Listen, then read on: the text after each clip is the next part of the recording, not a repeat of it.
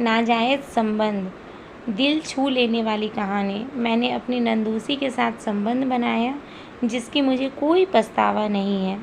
मैंने अपने पति को अपने कमरे में ऐसा क्या देखा जो मेरी आंखें फटी की फटी रह गई, और मैं अपनी पति से इस बारे में बात भी करना चाहा, लेकिन वो मेरी बात का जवाब भी नहीं देते थे।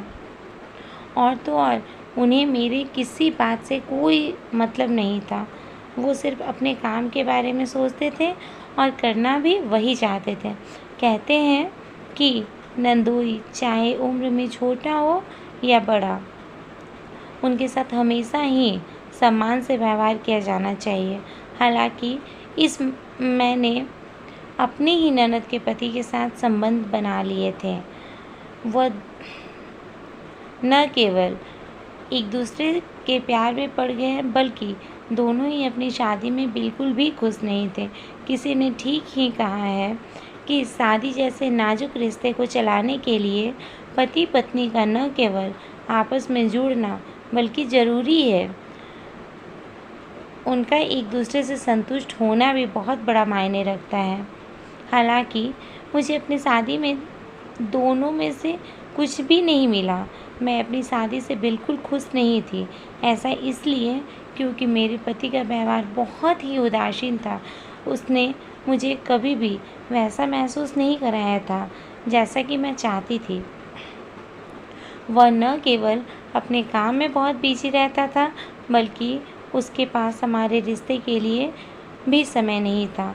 मुझे अच्छे से याद है कि शादी के बाद से उसने मुझे कभी प्यार से छुआ भी नहीं था। वह मुझसे प्यार करने में कम दिलचस्पी रख लेते थे। ऐसा नहीं है कि मैंने उनसे पूछने की कोशिश नहीं की, लेकिन उसकी बातों में हमेशा मुझे एक टाल मटोली दिखती थी। मैंने एक बार उसके साथ अतरंग होने की भी पहल की, लेकिन अपना रिश्ता सही करने के मेरे सारे प्रयास खराब गए। इस घटना ने मुझे बहुत ही निराश किया। हमारी शादी बाहर से शांतिपूर्ण दिखती थी, लेकिन वास्तव में यह मेरे लिए गले की फांस बनती जा रही थी। मैं अपनी भावनाओं को बाहर निकालना चाहती थी। मैं अपने पति से प्यार करना चाहती थी, लेकिन मेरे पति हमेशा जानबूझकर जल्दी सो जाते थे। एक दिन ऐसा आया कि मैं इस प्रेमहीन विवाह में एडजस्ट करने लगी। मैंने अपनी शादी से सारी उम्मीद छोड़ चुकी थी कि अचानक मेरी ननद के पति, जो लंदन में रह रहे थे, सदियों बाद हमसे मिलने आ गए। वह देखने में बहुत ही आकर्षक थे। उनकी पर्सनालिटी भी काफ़ी अच्छी थी। वह ऊर्जा से भरा हुआ लग रहा था। उसके पास एक मर्दाना स्पर्श था जिसने मुझे उसके बारे में इस तरह सोचने पर मजबूर कर दिया था। हालांकि मैं अच्छे से जानती थी कि यह मेरा सोचना काफ़ी गलत है, लेकिन मैं इसका विरोध नहीं कर सकी। उसके प्रति मेरा आकर्षण बढ़ता ही चला गया था। एक दिन मैंने अपने पति के साथ अपने वैवाहिक समस्याओं के बारे में बात करते सुना। वह बता रहा था कि उसके और उसकी पत्नी के बीच लंबे समय से काफ़ी तनाव चल रहा था। वह मेरे पति से अपनी बहन से बात करने के लिए भी कह रहा था। हालांकि उसकी बातों में काफ़ी परेशानी थी, लेकिन मेरे लिए यह सब राहत देने वाली बात थी।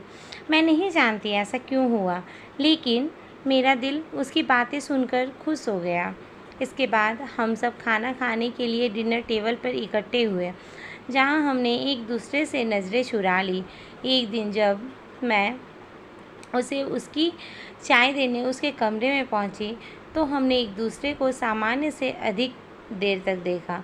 यह काफ़ी अजीब था, लेकिन इस दौरान मुझे ऐसा महसूस हुआ जो कि पहले कभी नहीं हुआ था।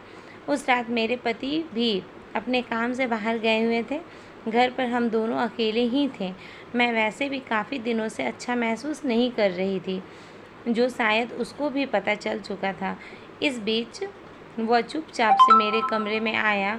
उसने मुझे बेड पर लिटा दिया। मैंने भी उसे अपनी तरफ देखा, जिसके बाद हम दोनों ने एक दूसरे को किस कर लिया।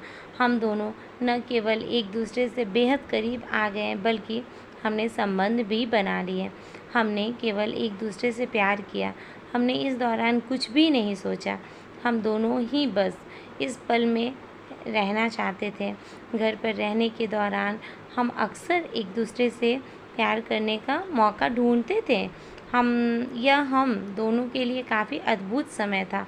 मैंने आखिरकार स्वतंत्र महसूस करने लगी थी। ऐसा इसलिए क्योंकि एक महिला के रूप में मेरी जो कुछ इच्छाएं थी, जो कि आखिरकार पूरी होने लगी थी। मैं कभी भी अपने पति को धोखा नहीं देना चाहती थी, लेकिन उसने कभी मेरी कद्र ही नहीं की। मैं उससे बहुत प्यार करती थी, लेकिन उसके लिए यह रिश्ता नाम का था, जिसे वह चाहकर भी ख़त्म नहीं कर सकता था। एक दिन ऐसा भी आया जब वह अपनी पत्नी के पास वापस लंदन लौट गया। मैंने भी उसे नहीं रोका, क्योंकि हम में से कोई भी अपने साथी के खिलाफ जाने को तैयार नहीं थे। हम अपना सारा जीवन एक साथ होकर बर्बाद नहीं कर सकते थे। इसलिए हमने अपने बीच के रिश्ते को हमेशा गुप्त रखने का फ़ैसला किया, जिसका मुझे कोई पछतावा नहीं है। अगर आपको यह स्टोरी थोड़ी सी भी पसंद आए तो प्लीज़ मेरी वीडियो को लाइक कर दीजिए और चैनल को सब्सक्राइब कर दीजिए। थैंक यू, धन्यवाद दोस्तों।